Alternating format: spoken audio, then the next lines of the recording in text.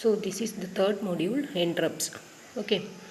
First of all, we have to know what is an interrupt. The microprocessor allow normal program execution to be interrupted in order to carry out specific task or work. That means suppose an external device wants to do some specific task, the device it is possible that it can interrupt the microprocessor. So the microprocessor interrupted from the normal program that is currently executed. The microprocessor allow normal program execution to be interrupted in order to carry out a specific task or work. These interruptions are provided by the external devices. Suppose an external device wants to perform some specific task or work with the help of the processor. So it is possible to interrupt the processor by an external device whenever the processor is doing some work. Okay. So there are three different ways in which an interrupt can be generated. First one, by an external signal generated by the peripheral. I will repeat. Suppose a peripheral device wants to perform some task. It is possible by an external device to interrupt the processor. At that time the processor may do some work. So there are three ways the processor can be interrupted. One, by an external signal generated by a peripheral. That is, the peripheral devices are connected to the microprocessor through some pins. We know there are two pins in the 8086 microprocessor named NMI and INTR, through which the peripheral devices can generate interrupts. So whenever a peripheral device raises a signal, that is an interrupt signal, it will be given to the microprocessor through the pins named INTR and NMI. These are the signals called external signals. So we know that these are actually the input signal to the microprocessor, and these are obviously the output pins of the output signals of the peripheral device. Okay, so these interrupts are called as hardware interrupts because these are generated through the hardware devices. Next, second one, by an internal signal generated by a special instruction in the program. These are actually not the signals. These are actually the instructions that are inserted within the program that is currently executing. So these are not normal instructions. These are actually the interrupt instructions. We will discuss it later. Okay. So these instructions so these interrupts are called as software interrupts. The first one, external signal, that are called as hardware interrupts because these are generated by the peripheral and are given to the microprocessor through the pins. Second one, these are not the signals, these are actually the instructions within the program itself. Third one, by an internal signal generated due to some exceptional conditions whenever the program is executing. By an internal signal due to exceptional conditions. So there are three different ways in which the processor can be interrupted. First one, by an external signal generated by the peripheral. Second one, by an internal signal generated by a special instruction in the program. Third one is also an internal signal, but it is generated due to some exceptional conditions that are occurring whenever we are executing the program, or whenever we are executing some instructions within the program. So what we have to know, if it is a signal, then we can say that it is hardware interrupt.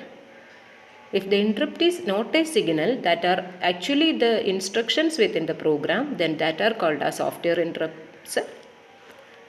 Whenever an instruction is executed, there occur some exceptional conditions. By that, the processor is interrupted. Then we can say that it is also an internal signal, and which are called as interrupts due to exceptional conditions. Okay, so the definition of definition of interrupt is the process of interrupting the normal program execution to carry out a specific work or task is referred to as interrupt. Okay.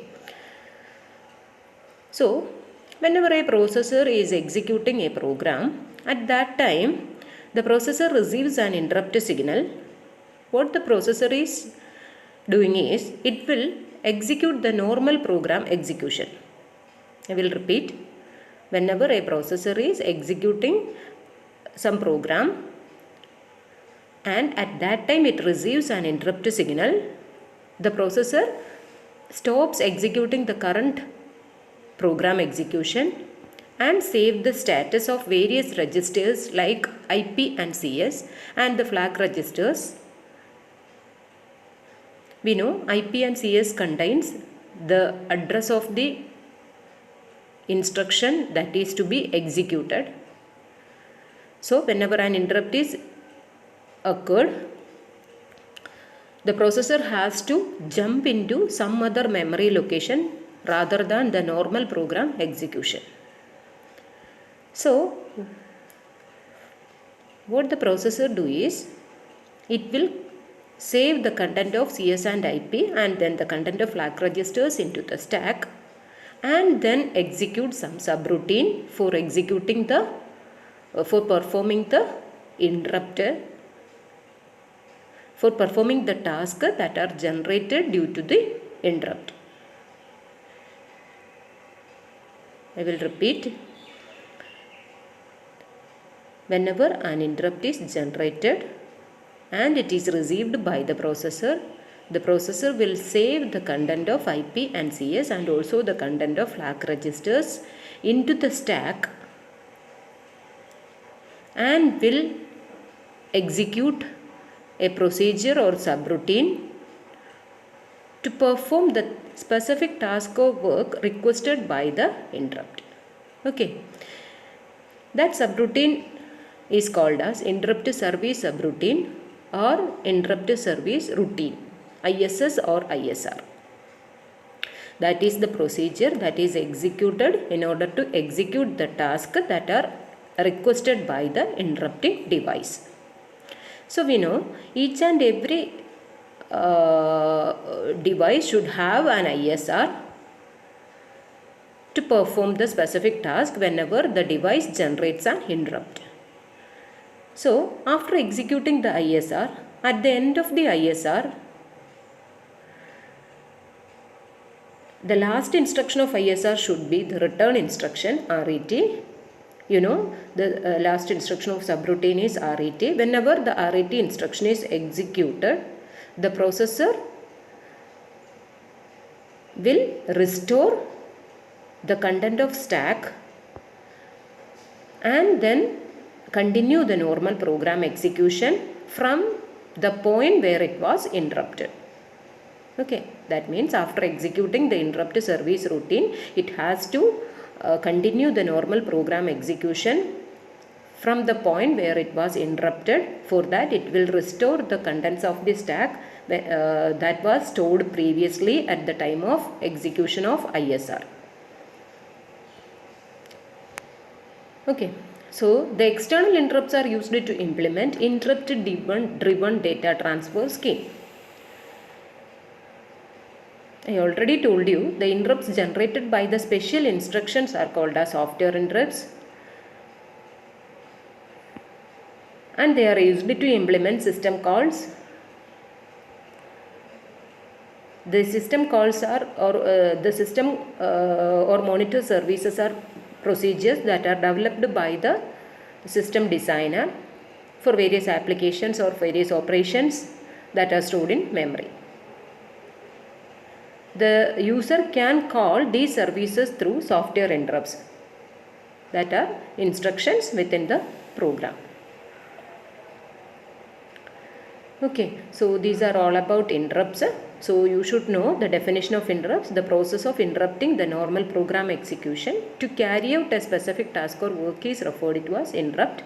There are mainly three ways. So the university question is, what are the different ways in which the interrupt can be generated by an external signal? One, by an external signal generated by the peripheral. Second one, by an internal signal generated by the special instruction in the program. Third one, by an internal signal generated due to exceptional condition which occurs while executing the instruction. So what are the steps that the processor is taking whenever an interrupt is occurred? So whenever an interrupt is occurred, the processor suspends the current program execution and save the content of CS and IP and also the content of flag registers into the stack, and it will jump into the interrupt service routine. That is, the CS and IP are loaded with the starting address of interrupt service routine. At the end of interrupt service routine, that is, whenever an RET instruction is occurred, whenever an RET instruction is found, it will restore the values that are previously stored in the stack and then continue the program execution. This type of data transfer, this type of executions are known as interrupt driven data transfer scheme.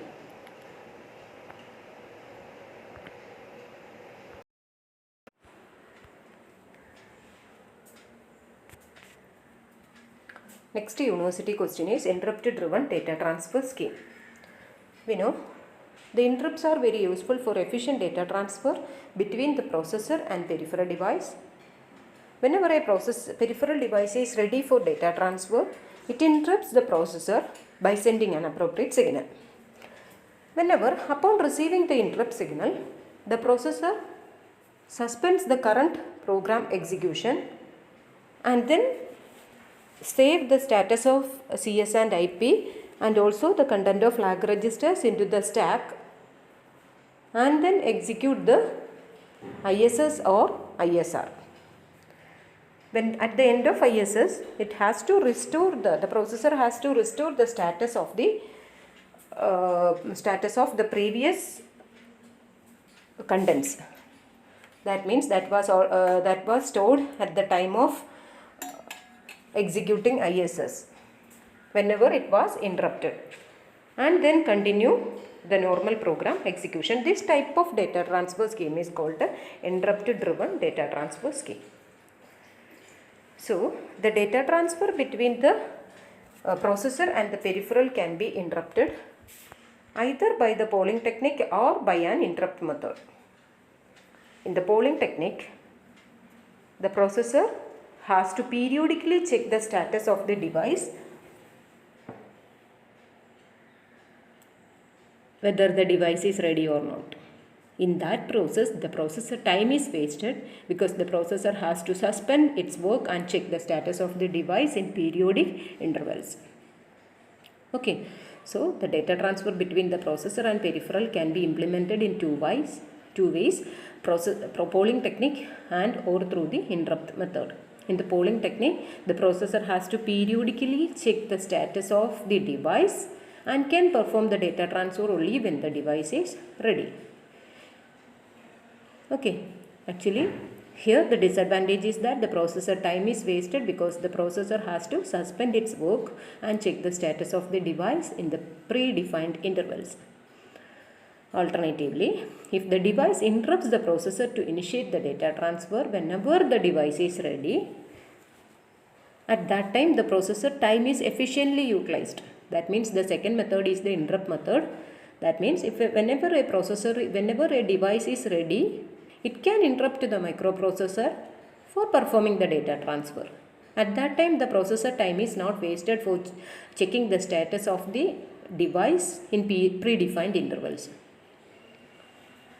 Whenever the device is ready, at that time only the processor has to suspend its work and then perform the corresponding procedure. Okay, so this process is called as interrupt driven data transfer scheme. interrupt driven data transfer scheme.